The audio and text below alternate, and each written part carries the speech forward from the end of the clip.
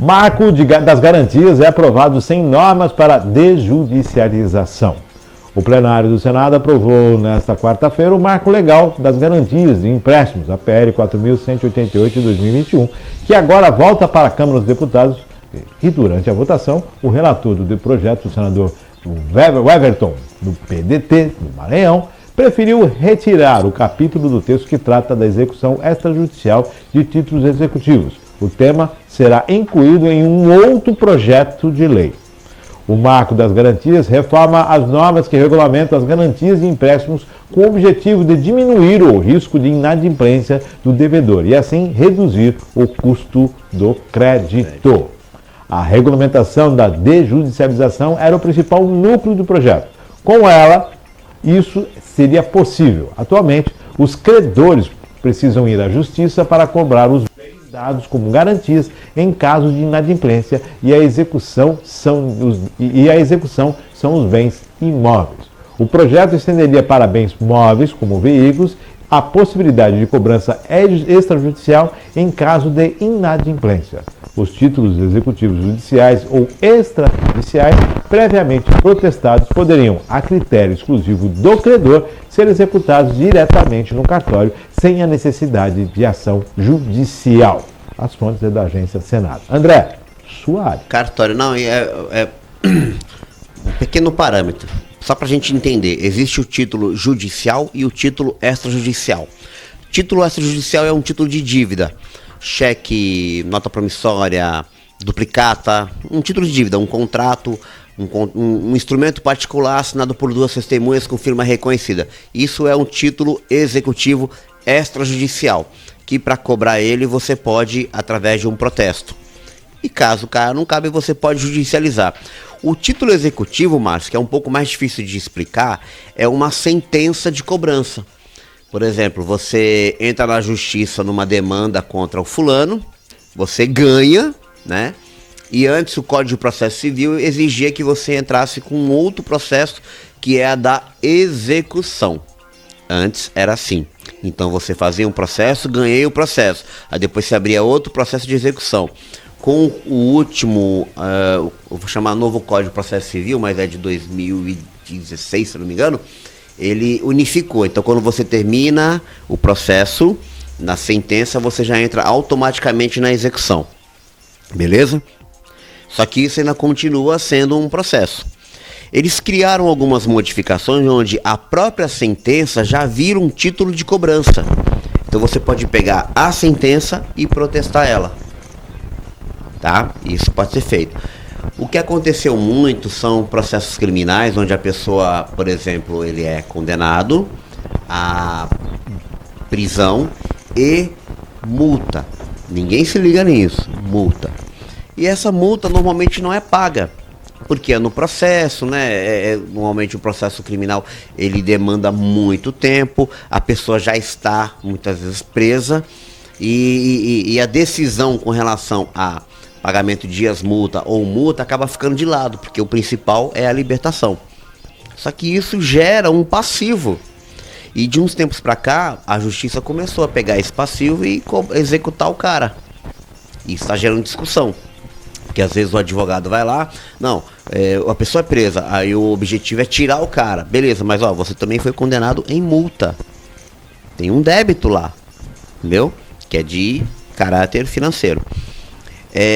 Isso aí de você tentar desjudicializar depende da complexidade do fato, do ato. É muito difícil. Você, por exemplo, um empréstimo, que é o que eles querem melhorar o empréstimo. Quando você vai no banco pegar um empréstimo, você não consegue se não der garantia para o banco. Um imóvel. A situação aqui é, se você fez um empréstimo no banco e você está inadimplente, o banco pode chegar e executar.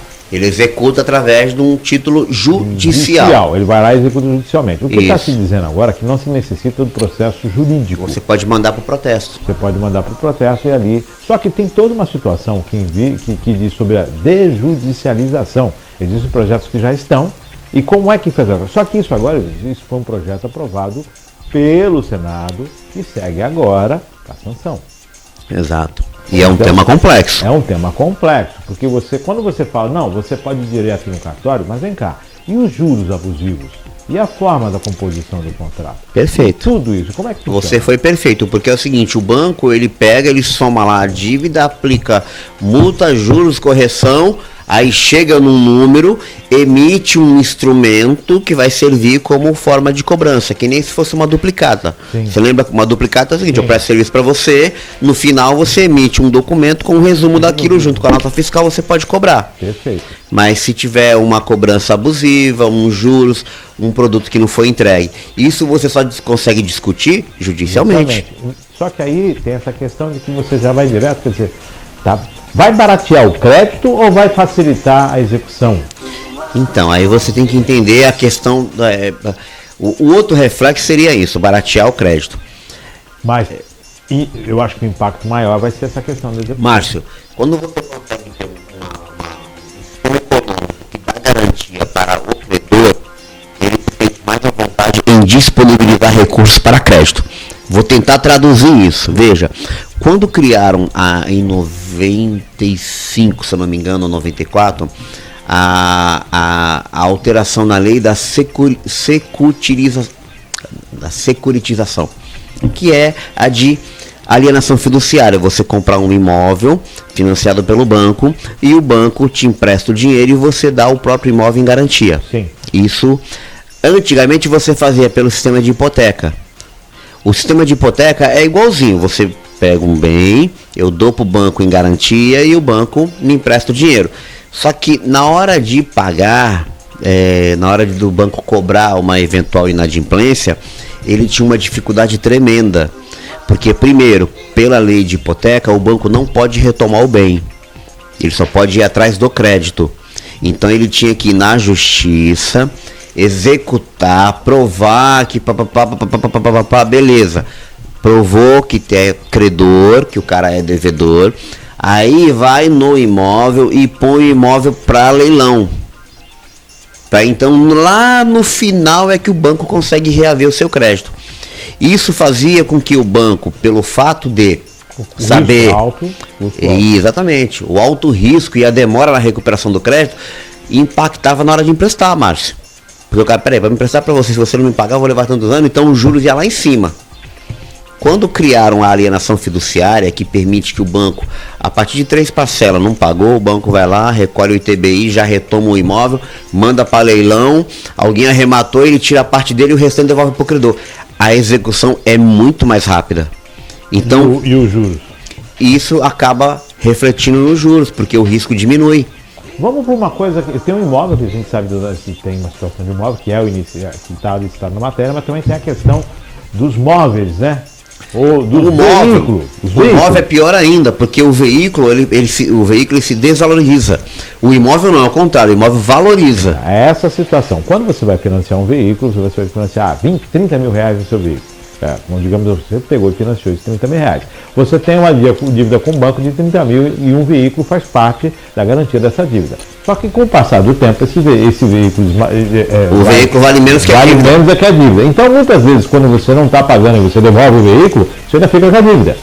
Exatamente. Porque o banco pega o veículo, manda para leilão, tira lá o percentual, lá, ó, a parte que cabe a ele, e o remanescente ele te executa de novo. Às vezes eu não entendo por que não é aplicado o leasing, como já foi aplicado algumas vezes, que é para a pessoa física, que é uma das melhores formas, que o leasing não é uma compra, é uma alocação do veículo. Isso, com opção de compra, né? Opção de compra no final, que é muito mais barato, e você está ali com o carro, deixou de pagar, devolveu.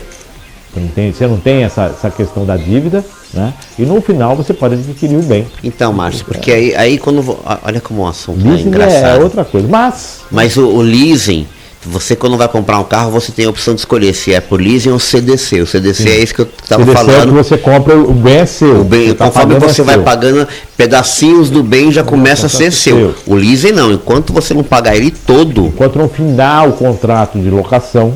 O banco tome aquilo que você pagou, perdeu. Tchau. Tá? A vantagem do leasing utilizado por pessoas jurídicas é que você abate o imposto de renda. Ah, isso eu não sabia. Isso tá? Mas existe uma diferença de você aprovar. Você vai declarar a aquisição de um bem num certo valor. O leasing, na verdade, é uma despesa. É uma despesa. É uma alocação com possibilidade de compra. Perfeito. E eu sei que entre um sistema e o outro tem diferença de juros. Eu não lembro qual que é o maior. O CDC é maior, o leasing é menor. CDC é maior, né? O leasing Então. é menor.